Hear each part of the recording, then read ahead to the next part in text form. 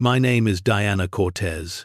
I'm 38 years old, and I'm standing in this courtroom watching my entire world explode on a screen the size of a movie theater. The video playing right now, the one my 6-year-old daughter Madison just handed to the judge, it's showing me something I never wanted to see, something that makes me want to vomit right here on this polished marble floor. But let me back up.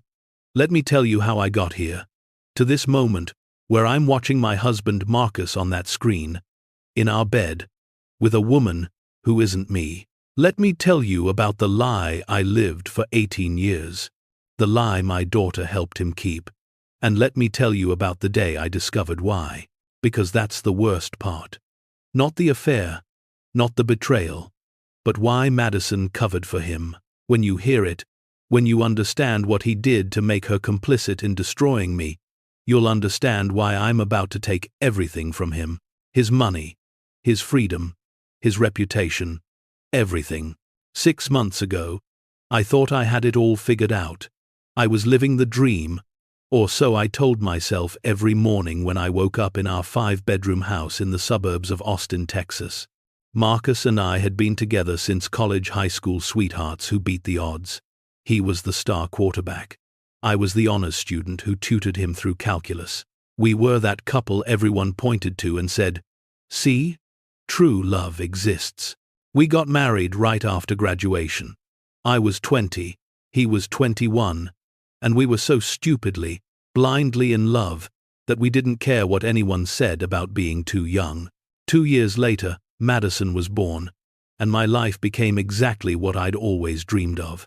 Marcus got a job at a tech startup that eventually went public. We bought the house. We had the white picket fence, the golden retriever named Biscuit, the family vacations to Disney World. Madison grew up in a home filled with laughter, or at least, that's what I told myself. She was our miracle baby. We'd struggled with fertility for those first 2 years of marriage, and when she finally came, she was everything to us. Or everything to me, anyway. Marcus was a good father. No, scratch that, Marcus was a great father. He never missed a single one of Madison's soccer games. He taught her how to ride a bike, how to throw a curveball, how to change a tire. He was the dad who volunteered for school field trips, who helped build sets for the drama club productions, who showed up to every parent-teacher conference with a smile on his face. Everyone loved Marcus. The neighbors loved him. Our friends loved him. Madison's friends thought he was the coolest dad ever. And me? I worshipped him. I gave up my career in marketing to stay home with Madison, and I never regretted it. Not once. I made sure our home was perfect, that dinner was on the table every night at 6, that Marcus's shirts were pressed and his favorite scotch was always stocked. I thought I was living the dream. I thought we were that rare couple who actually made it work, who stayed in love after the honeymoon phase ended, who grew stronger together instead of apart. God, I was such a fool. The cracks started showing about 8 months ago, but they were so small, so subtle, that I convinced myself I was imagining things. Marcus started working late more often. 2 nights a week became 3, then 4. He'd come home after 9, sometimes after 10, smelling like stress and apologizing for missing dinner. Again, the IPO is coming up, he'd say, kissing me on the forehead. Just a few more months of this insanity, babe. I promise. Then we'll take that trip to Italy you've been wanting. Italy. He'd been promising me that trip for 5 years. But it wasn't just the late nights. It was the way he'd started looking at his phone. Before, Marcus would leave it lying around anywhere on the counter, on the coffee table, charging on his nightstand. Now, it was always in his pocket, always face down when he set it down. And when it buzzed, he'd glance at it with this expression I'd never seen before. Like anticipation mixed with something else, something guilty. And then there was Madison. My daughter, my beautiful, smart, talented daughter, had always been my best friend. We told each other everything. She'd come home from school and spend an hour in the kitchen with me, eating snacks and gossiping about her friends, her crushes, her dreams of becoming a veterinarian someday. We'd watch reality TV together and make fun of the contestants. We'd go shopping on Saturdays and try on ridiculous outfits just to make each other laugh. But somewhere around the time Marcus started working late, Madison changed. She stopped coming to me with her problems. She stopped hanging out in the kitchen. She'd come home from school and go straight to her room, closing the door behind her. When I'd knock and ask if she wanted to talk, she'd say she was busy with homework. When I'd suggest a shopping trip or a movie night, she'd make an excuse. I have too much studying to do, Mom. I'm meeting Bella and Sophia at the mall. I'm just really tired. The distance between us grew wider every day, and it hurt. God, it hurt so much.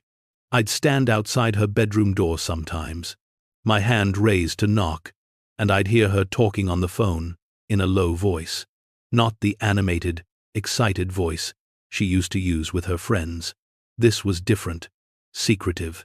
Sometimes I'd hear her crying softly, and when I'd finally work up the courage to open the door, she'd be lying on her bed, her face turned to the wall, insisting she was fine.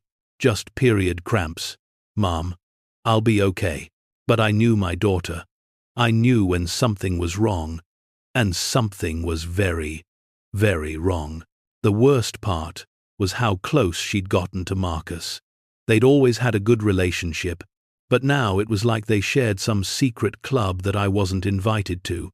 I'd walk into a room and find them talking in low voices, and they'd stop abruptly when they saw me.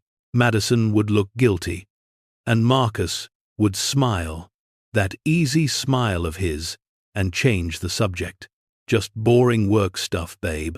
Madison's asking about internship opportunities at the company. Or, Madison needs advice about college applications. Dad stuff.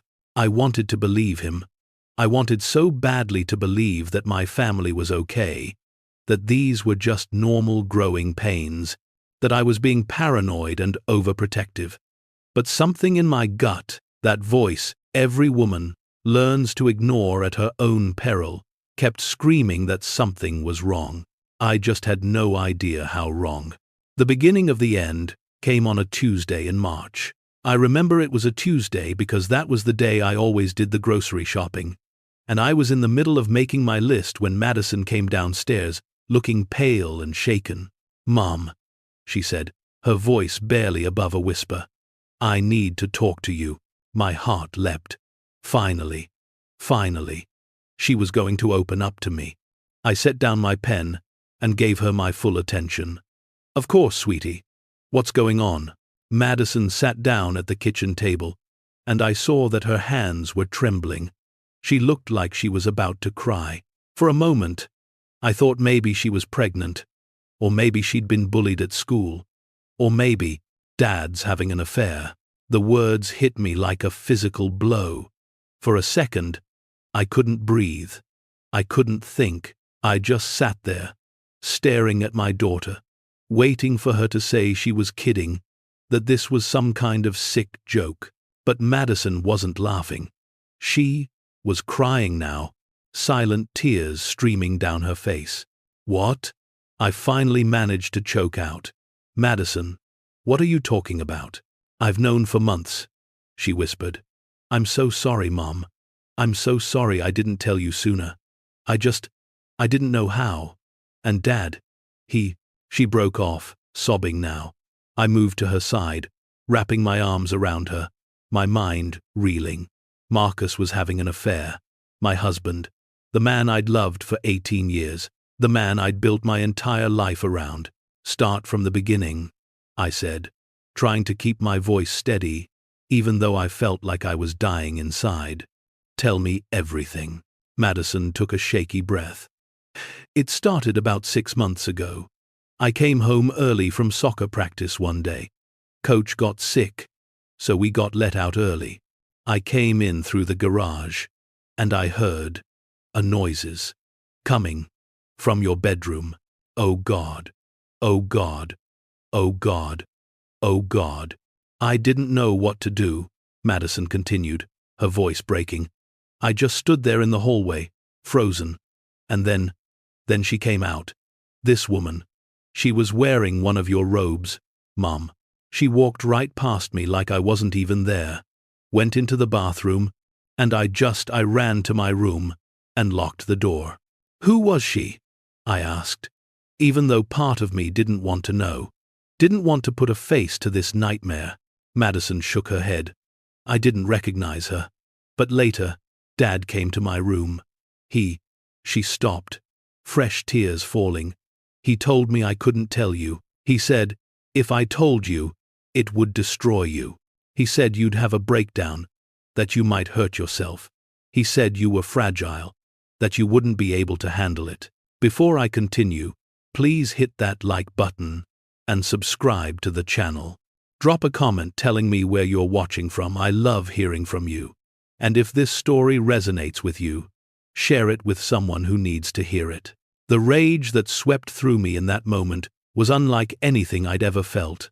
Not fragile, not unable to handle things. Marcus had manipulated our daughter, had used her love for me against her, had turned her into an accomplice in his betrayal. He said, Madison continued, her voice barely audible now, that if you found out, you'd probably try to take me away from him, that there'd be this horrible custody battle, and I'd have to choose between you two, and it would ruin my life. He said, the kindest thing I could do for you, for all of us, was to keep it quiet until I went to college.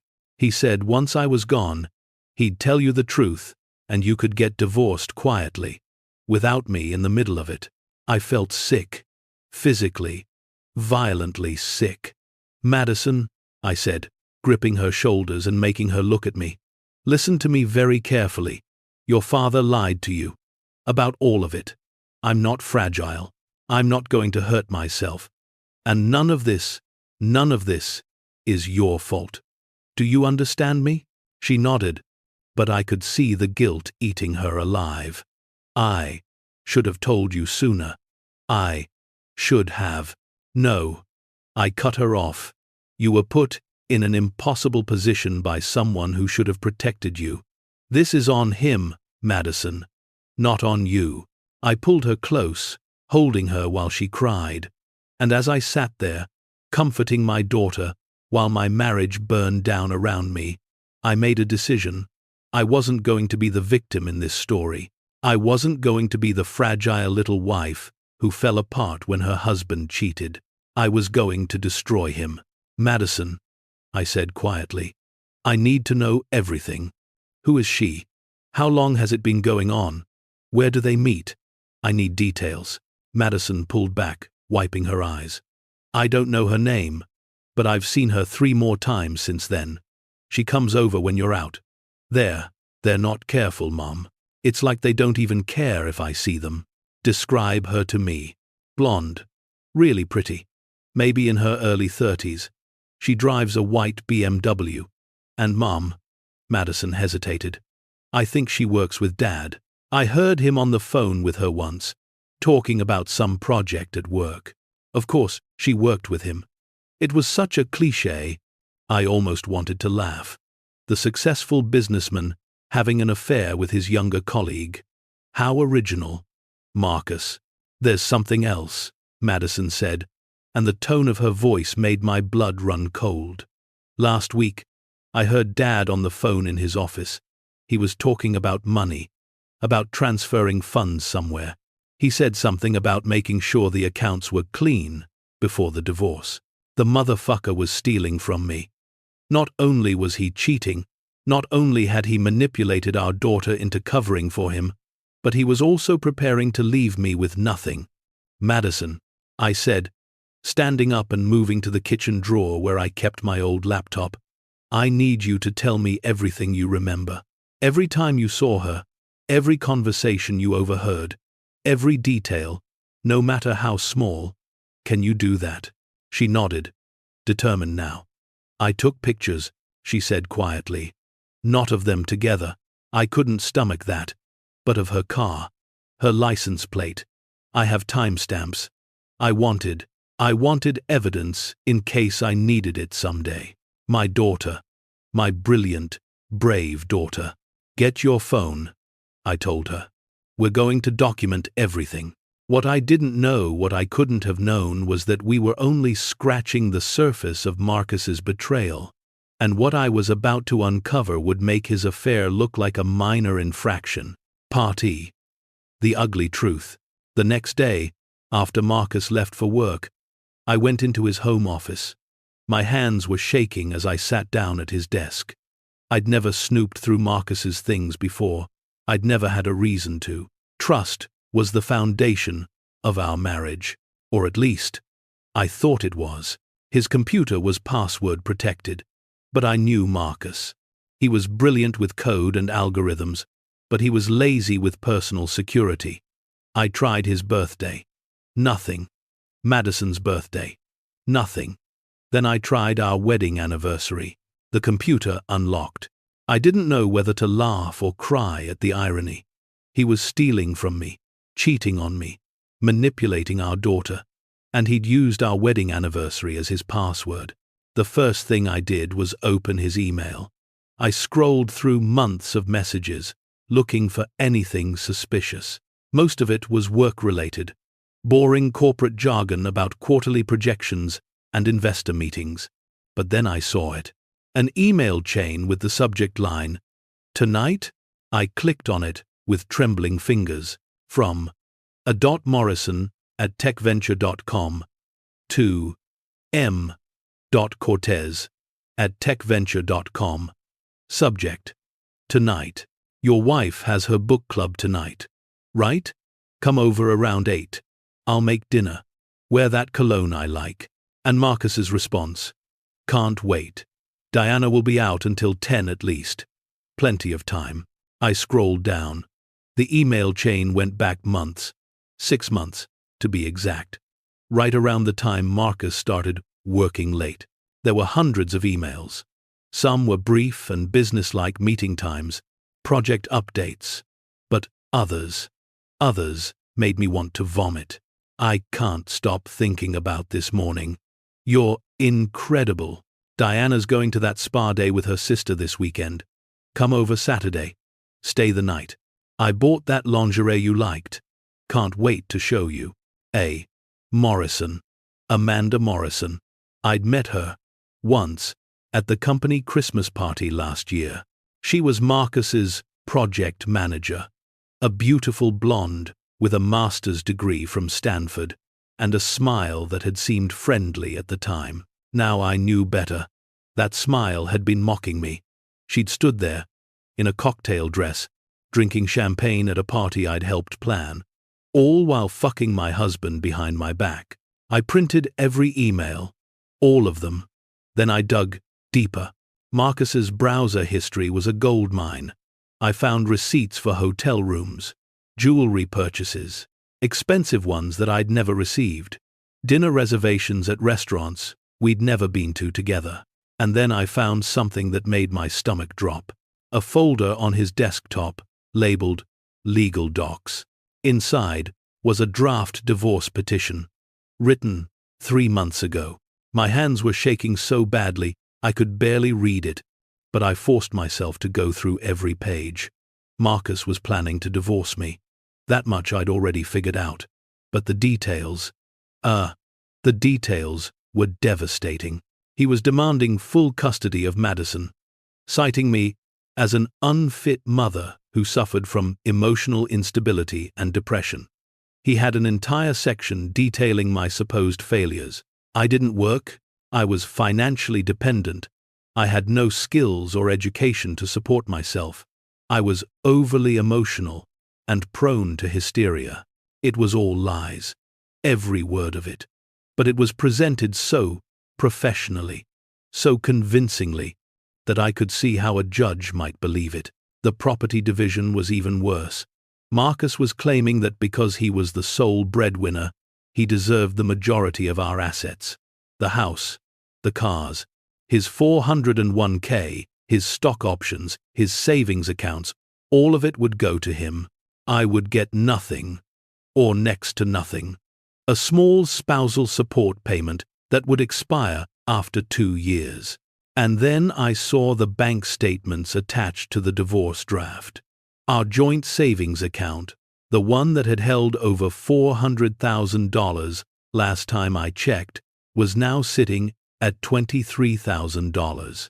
He'd been draining it, slowly, methodically, over the past 6 months.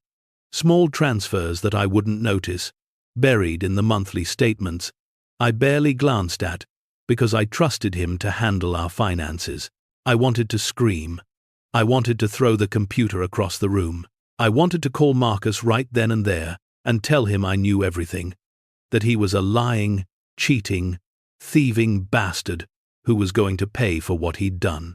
But I didn't, because rage, white-hot and all-consuming, was slowly crystallizing into something else, something cold and calculated, and far more dangerous. Marcus thought I was fragile. He thought I was some helpless housewife who would fall apart at the first sign of trouble. He'd spent months setting me up to fail, convincing our daughter that I was too weak to handle the truth, building a legal case against me, stealing my money right out from under my nose. He was wrong about me, and I was going to prove it. I spent the next week gathering evidence. Madison helped me, though I could see the toll it was taking on her. She'd come home from school, and we'd sit together at the kitchen table, going through everything she could remember. She came over on Valentine's Day, Madison told me one afternoon, her voice hollow. Remember how Dad said he had that emergency meeting with investors? He was here, with her. I saw her car in the driveway when I came home from Sophia's house, Valentine's Day. While I'd been sitting at home alone, wearing the lingerie I'd bought specially for him, drinking the wine I'd picked out, wondering why he wasn't answering my texts. He'd been here, in our house, in our bed, with her. Did you see them together? I asked, keeping my voice neutral, even though I wanted to cry. Madison shook her head. No, but I heard them. I came in through the garage and heard them laughing upstairs. I grabbed Biscuit and left. Walked around the neighborhood for 3 hours until I saw her car leave. My daughter had spent 3 hours walking our dog in the February cold because her father was too busy fucking his mistress to remember his child was coming home. There's more, Madison said quietly. Last month, I heard Dad on the phone with someone. His lawyer, I think. He was talking about you, Mom, about how he needed to document your erratic behavior. He said something about getting a psychologist to evaluate you. A psychologist. Like he had in that fake divorce petition. Marcus was building an entire case against me, laying a foundation to paint me as unstable, as unfit, as someone who couldn't be trusted with custody of our daughter. Did he ever ask you to lie? I asked. About me, I mean? Madison's face crumpled. Yeah. He told me that if anyone ever asked a lawyer, or a judge, or whatever, I should say that you'd been acting strange, that you cried a lot, that you forgot things, that you got angry over nothing. And did you? The question hurt to ask, but I needed to know. No, Madison said immediately. I never did, Mom. I couldn't. I wouldn't. But he kept asking. He'd say things like, "Your mom's been pretty emotional lately, hasn't she?" Or, "Your mom forgot to pick you up from practice last week. Remember?" Even though that never happened, he was trying to make me believe it, to make me doubt my own memories. Gaslighting. He was gaslighting our daughter. The fury I felt in that moment was indescribable. This wasn't just about the affair anymore. This was about a man systematically destroying his family so he could start a new life with his mistress. This was about a man who was willing to manipulate his own child, steal from his wife, and burn down everything he'd built over 18 years, just so he could fuck someone younger and prettier without consequences. Madison, I said, gripping her hands, I need you to do something for me, and it's going to be hard. She looked at me with those big brown eyes, Marcus's eyes, and nodded. Anything, Mom. I need you to pretend. Around your father. Pretend that you haven't told me anything. Pretend that everything's normal. Can you do that? Why? Because I'm going to catch him, I said. I'm going to catch him in the act, and I'm going to make sure he loses everything. But if he suspects that we know, he'll get more careful. He'll hide the evidence better. We need him to think he's winning. Madison was quiet for a long moment. Then she said, "There's something else you should know. About Amanda." "What about her?" "She's been coaching him. I heard them on FaceTime once. She was telling him what to say to you, how to act. She called you the obstacle. She said once you were dealt with, they could finally be together openly. She was laughing about it. Mom, like ruining your life was some kind of game. Amanda Morrison wasn't just my husband's mistress. She was an active participant in destroying me. She was helping him plan, helping him strategize, helping him dismantle my life piece by piece. And she was enjoying it. Good. That would make destroying her even more satisfying. I hired a private investigator the next day. His name was Raymond Garcia, a former police detective who'd been recommended by an old friend from college. I met him at a coffee shop downtown and told him everything. "I need proof," I said. "Irrefutable proof. Photos, videos, recordings, anything that will hold up in court. Can you do that?" Raymond nodded. "Mrs. Cortez, in my experience, cheaters like your husband always get sloppy. They get arrogant. They think they're too smart to get caught. And that's when we nail them. How long will it take?" "Give me 2 weeks," he said. "I'll have everything you need." It took him 10 days. Raymond called me on a Thursday afternoon. "Mrs. Cortez," he said, and I could hear the satisfaction in his voice. "I've got them." We met at his office an hour later. He had a folder waiting for me, thick with photographs and printed documents.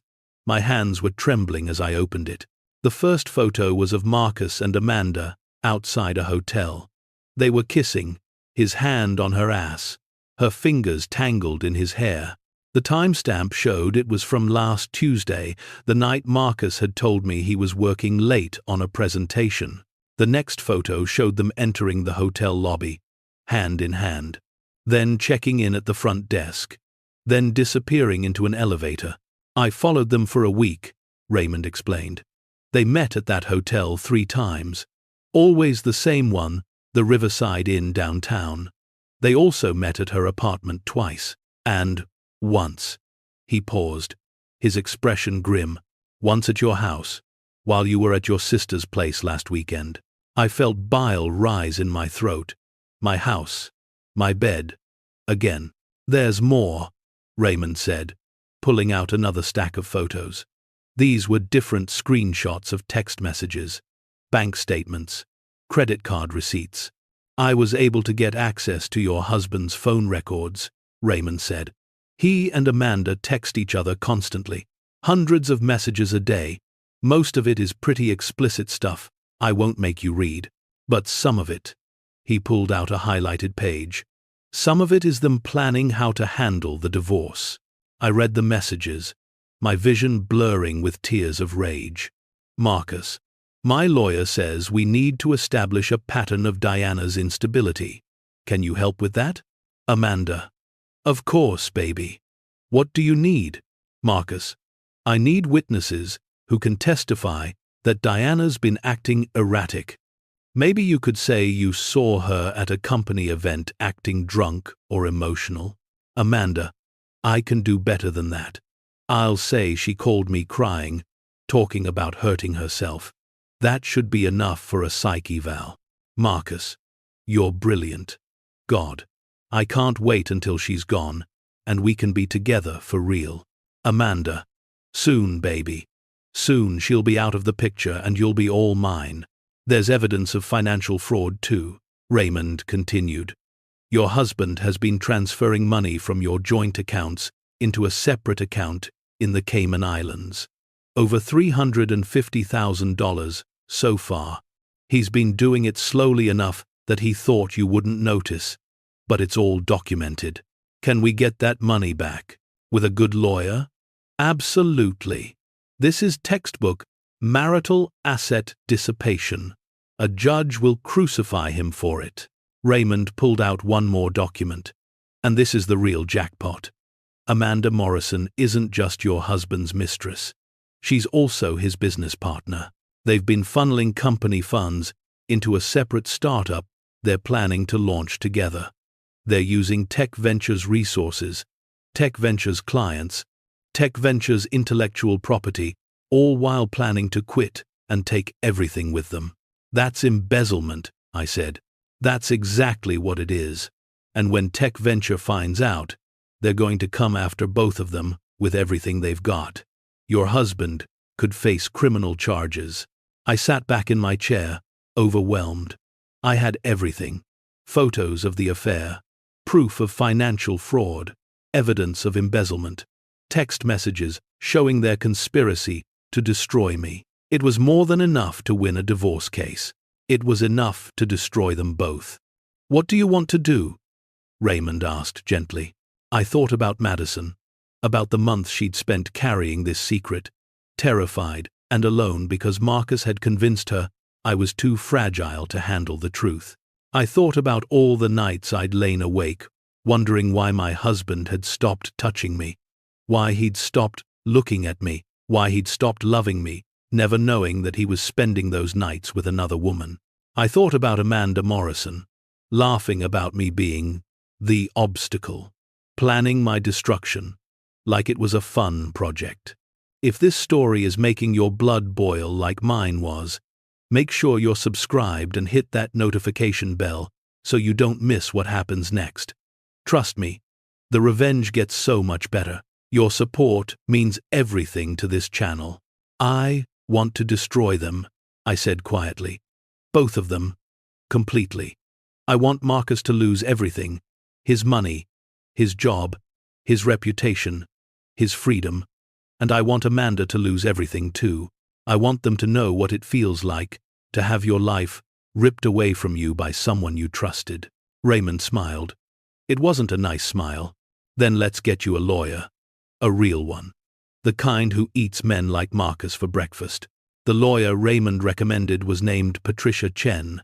She was a shark in a designer suit, with a reputation for obliterating cheating spouses in court. Her consultation fee alone was $5,000. But I didn't care. I'd take out a loan if I had to. I'd sell my jewelry, my car, whatever it took. As it turned out, I didn't need to worry about money. Patricia took one look at Raymond's evidence and smiled. Mrs. Cortez, she said, leaning back in her leather chair, I'm going to take your case pro bono. What? Why?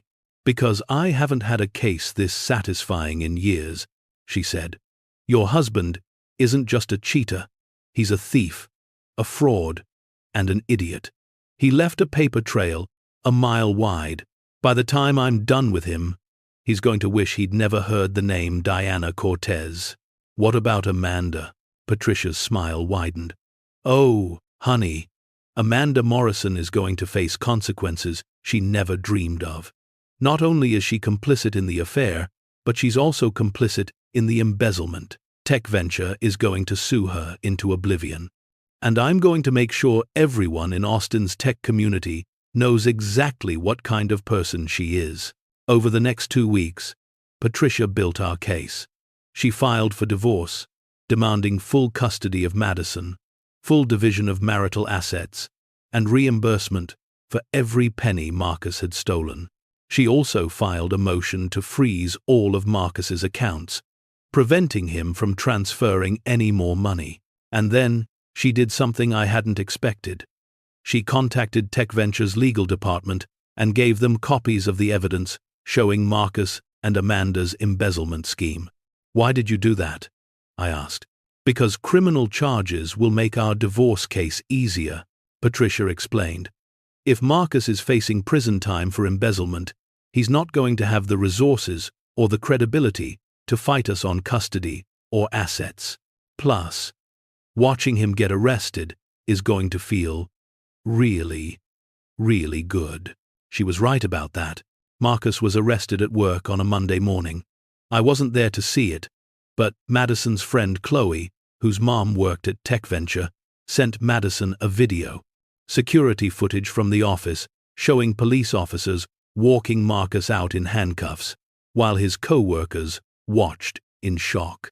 Amanda was arrested the same day. She tried to run, apparently, tried to catch a flight to somewhere without extradition, but the FBI caught her at the airport. The news broke that evening. Tech executives arrested for embezzlement scheme. Both of their mugshots were plastered across every local news site. Marcus looked haggard and terrified. Amanda looked like she'd been crying. Good. Marcus called me from jail that night. I let it go to voicemail. Then I listened to the message, just to hear him beg, "Diana, please, please pick up. I know you're angry, but you have to understand this is all a misunderstanding. I would never steal from the company. Amanda must have done this without telling me. Please, Diana, I need you to bail me out. I need you to call Patricia Chen and tell her to drop the divorce. We can work through this. I love you. I've always loved you. Please." I deleted the message and blocked his number. The divorce hearing was scheduled for 2 months later. In that time, Marcus tried everything to contact me. Letters from jail, messages through his lawyer. He even tried to get Madison to talk to me on his behalf. "Dad wants me to tell you he's sorry," Madison said one night over dinner. "He says, if you drop the charges and the divorce, he'll go to therapy. He'll give up Amanda. He'll be a better husband." "What did you tell him?" Madison looked me straight in the eye. "I told him to rot in hell, my daughter. My brave, brilliant daughter." The day of the divorce hearing finally arrived. I wore my best dress, a navy blue sheath that made me feel powerful and in control. Madison came with me, even though Patricia had told her she might not need to testify. "I want to be there," Madison had insisted. "I want Dad to see me standing with you." Marcus was already in the courtroom when we arrived, flanked by his lawyer, a public defender who looked like he'd rather be anywhere else. Marcus had lost weight in jail. His expensive suit hung off his frame, and he had dark circles under his eyes. He looked like a broken man. He should, because I was about to break him even more. Patricia stood up to present our case. She was magnificent. She walked the judge through every piece of evidence: the affair, the financial fraud, the embezzlement, the manipulation of Madison, the conspiracy to paint me as unstable. She had photos, videos, bank statements, text messages, emails. She had it all. "Your Honor," Patricia said, her voice ringing through the courtroom. "Marcus Cortez didn't just betray his wife. He systematically destroyed her, stole from her, and manipulated their daughter in a calculated attempt to leave his family with nothing while he started a new life with his mistress. This isn't just adultery. This is financial abuse, emotional abuse, and fraud." Marcus's lawyer tried to object, tried to argue that some of the evidence was inadmissible, that Patricia was being unfair, that Marcus was a good man who'd made a mistake. The judge shut him down. "Counselor," the judge said coldly, "I've reviewed the evidence. Your client isn't a good man who made a mistake. Your client is a criminal who got caught. Now sit down." Then it was Madison's turn. Patricia had prepared her, but I could see Madison was nervous as she took the witness stand. She was only 16, and she was about to testify against her own father in open court. "Madison," Patricia said gently, "can you tell the court what happened 6 months ago when you came home early from soccer practice?" Madison took a deep breath, and then she told the truth. All of it. The affair she'd witnessed, the manipulation, the gaslighting, the way Marcus had convinced her I was too fragile to handle the truth, that telling me would destroy our family, that she needed to protect me by keeping his secret. By the time she finished, there were tears streaming down her face. "And mine?" "And even the court reporters." Marcus tried to speak. "Madison, honey, I was just trying to— Be quiet, the judge snapped. You don't get to talk to her. Not after what you've done. But Madison wasn't finished. She reached into her bag and pulled out her phone.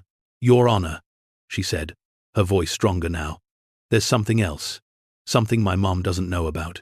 I froze. What was she talking about? I have a recording, Madison continued. From 3 weeks ago. Dad called me from jail. He wanted me to lie for him in court. To say that Mom had been acting crazy, that she'd been drinking too much, that she was unstable. He said if I did that, the judge might give him custody, and we could be a family again. Just him, and me, and Amanda. The courtroom erupted. Marcus's face went white. His lawyer looked like he wanted to crawl under the table. Your Honor, Patricia said quickly. We'd like to submit this recording as evidence. Play it, the judge ordered. Madison connected her phone to the courtroom's sound system, and then we all heard it. Marcus's voice, clear and unmistakable, coming through the speakers. Madison, sweetie, I need you to do something for me.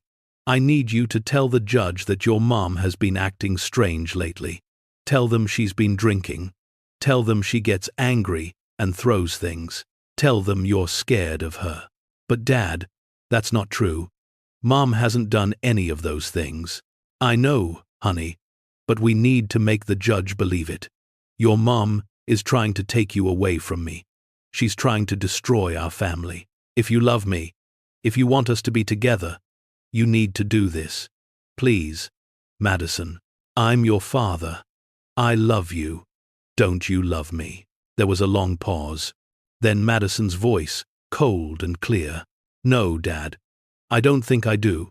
Not anymore. The recording ended. The silence in the courtroom was deafening. The judge removed his glasses and rubbed his eyes.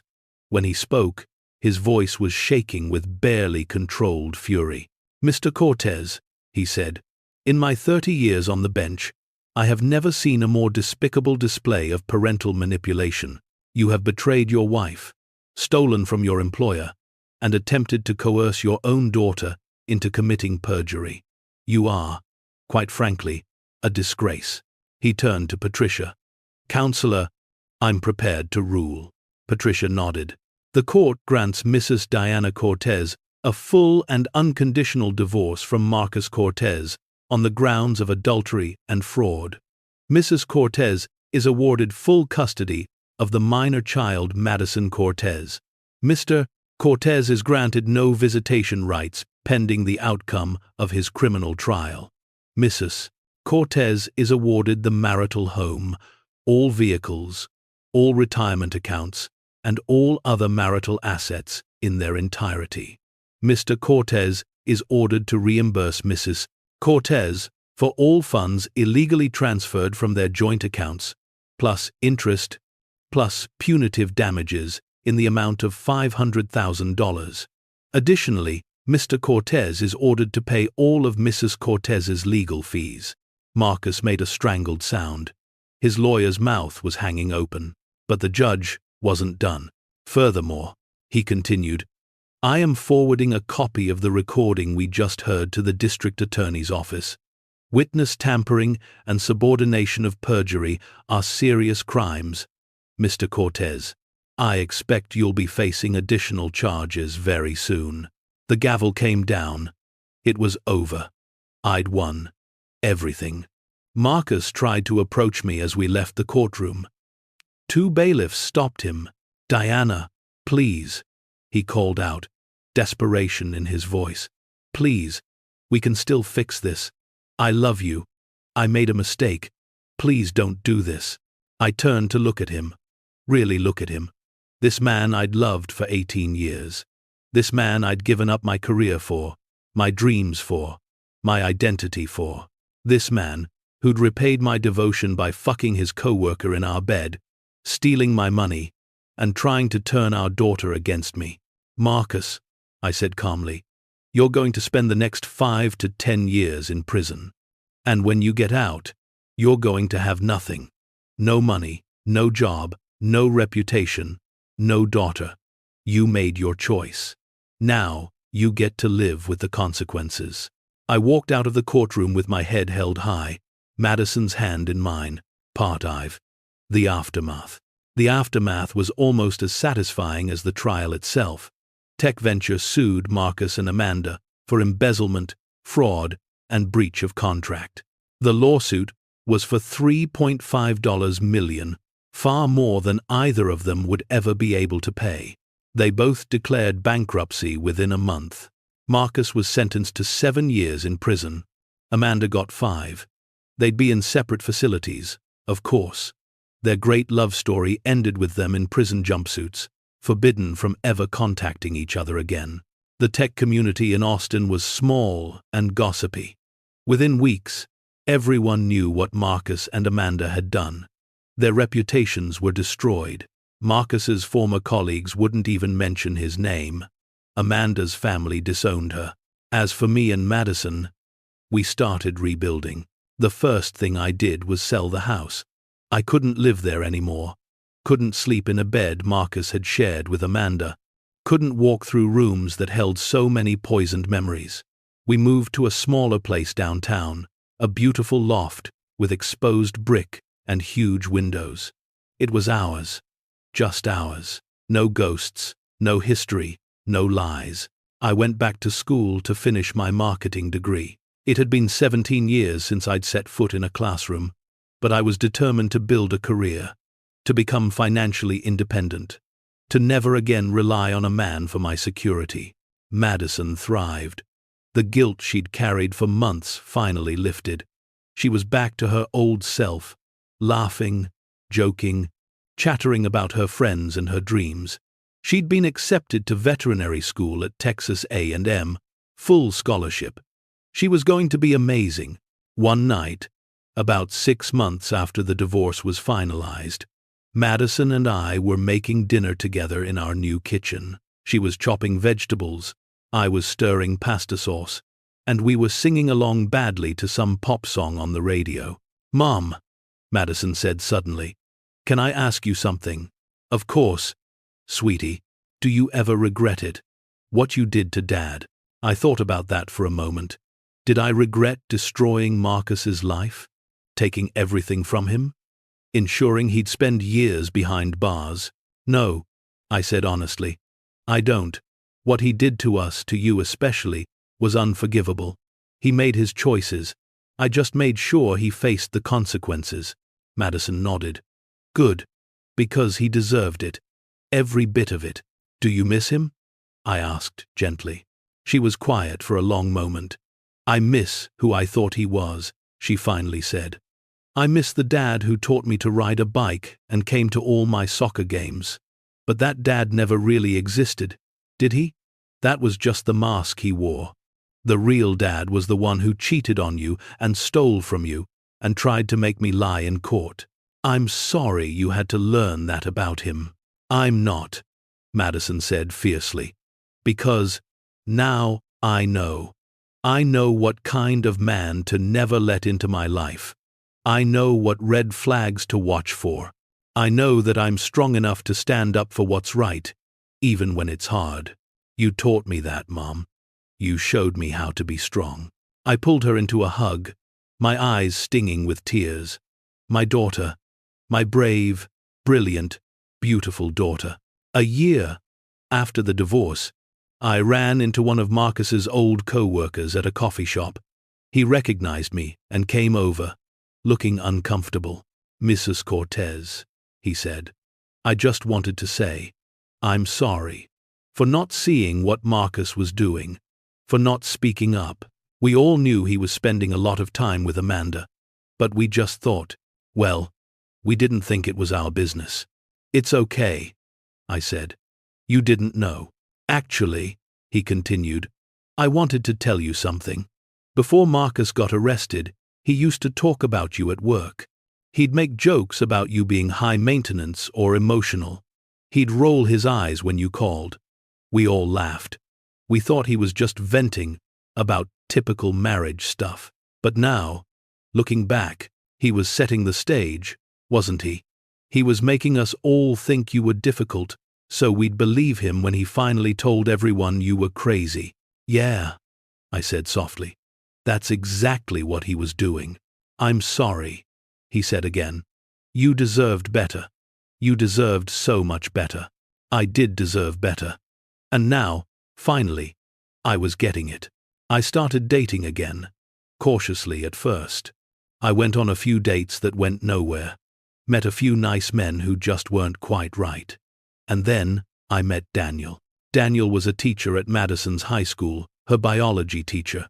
Actually, he was kind and funny and patient, and he had a smile that made my heart do stupid things. We met at a parent-teacher conference, of all places. Your daughter is incredible, he told me. She's brilliant, compassionate, and she has this way of standing up for what's right that I wish all my students had. She gets that from her mother, Madison had said, grinning at me. Daniel and I started talking. One conversation led to another. Before I knew it, he was asking me out for coffee, then dinner, then a whole weekend getaway to the coast. It had been 2 years since the divorce by then, and I was finally ready to trust someone again, to open my heart again, to believe that not all men were like Marcus. Daniel knew my whole story. I'd told him everything on our 3rd date, figuring it was better to get it out in the open. I'd expected him to run, to decide I had too much baggage, too much drama. Instead, he'd taken my hand and said, "You're the strongest woman I've ever met, and anyone who can't see that is a fool." We got engaged on Madison's 18th birthday. It seemed fitting somehow, a new chapter for both of us. Marcus tried to call me from prison a few times over the years. I never answered. He sent letters. I burned them, without reading them. His mother called once, asking if I'd be willing to bring Madison to visit him. He misses her, she said. He's still her father. He stopped being her father the day he tried to manipulate her into committing perjury, I replied. Madison is 18 now. If she wants to visit him, that's her choice. But I won't push her, and I won't ask her. She's been through enough. Madison never visited him. As far as I know, she never even read his letters. Amanda got out of prison after serving 3 years. She tried to reinvent herself, moving to another state, changing her name. But the internet is forever. A quick Google search would pull up articles about the embezzlement case, her mugshot, the details of the affair. She'd never work in tech again. She'd never have the life she'd dreamed of. Good.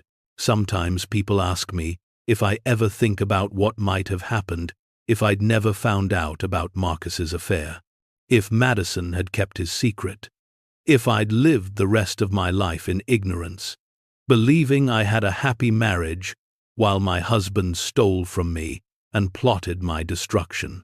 The thought makes me physically ill. But then I remember, I didn't find out by accident.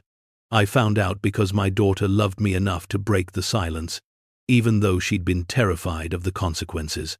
I found out because I refused to ignore my instincts, refused to believe Marcus's gaslighting, refused to be the fragile little wife he wanted me to be. I saved myself. With Madison's help, with Patricia's help, with Raymond's help, but ultimately, I saved myself. And that's what I want every woman reading this to understand. If something feels wrong in your marriage, if your partner is suddenly distant or secretive, if your gut is screaming that something's off, listen to it. Don't let anyone convince you you're crazy or paranoid or overreacting. Trust yourself. Because I almost didn't. I almost let Marcus's manipulation win. I almost believed I was the problem, that I was too emotional, too sensitive, too much. If I'd listened to him instead of listening to myself, I'd probably still be married to him right now, still playing the role of the oblivious wife, while he destroyed me from the inside out. But I didn't. I fought back, and I won. Madison is in veterinary school now, top of her class. She's dating a sweet boy named Christopher, who treats her like a queen. She's happy, healthy, and thriving. She still has nightmares sometimes about what her father did, but she's in therapy, and she's working through it. As for me, I'm finishing my master's degree in marketing. I'm planning a wedding. I'm living in a home I love, with my daughter and my dog and my fiancé. I'm building a career I'm proud of. I'm surrounded by people who love and respect me. I'm not the woman I was 3 years ago. That woman was naive and trusting and willing to sacrifice everything for a man who didn't deserve her. The woman I am now is strong and independent and knows her worth. Marcus made me this way. His betrayal, his cruelty, his manipulation, it all forged me into someone harder, someone smarter, someone who will never again let a man determine her value. So, thank you, Marcus. Thank you for showing me what I'm capable of. Thank you for teaching me that I don't need you or anyone else to be whole. Thank you for betraying me so completely that I had no choice but to become the woman I was always meant to be. You're in prison. Your reputation is destroyed. Your career is over. Your relationship with your daughter is shattered beyond repair. You lost everything. And me? I have everything I ever wanted. Just not with you. I hope you think about that every single day in your cell. I hope you remember the life you threw away, the woman you betrayed, the daughter you manipulated. I hope it eats you alive, because you did this to yourself. You made your choices, and now you get to live with them for the rest of your life. As for Amanda, wherever you are, I hope you're miserable. I hope every relationship you try to build falls apart, because everyone knows what you did. I hope you lie awake at night wondering if it was worth it, if destroying a family, if going to prison, if losing everything was worth a few stolen moments with someone else's husband. It wasn't. And deep down, you know it.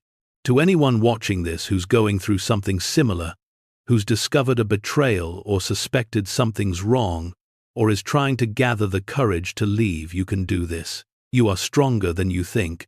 You are more capable than you know. And you deserve so much better than someone who lies to you, who steals from you, who manipulates you. Stand up. Fight back. Take everything they tried to take from you. Don't be the victim in your story. Be the victor. Thank you for staying until the end. If this story gave you the justice you needed to see, check out the other videos on screen. They're just as satisfying. And if you haven't subscribed yet, what are you waiting for? See you in the next story.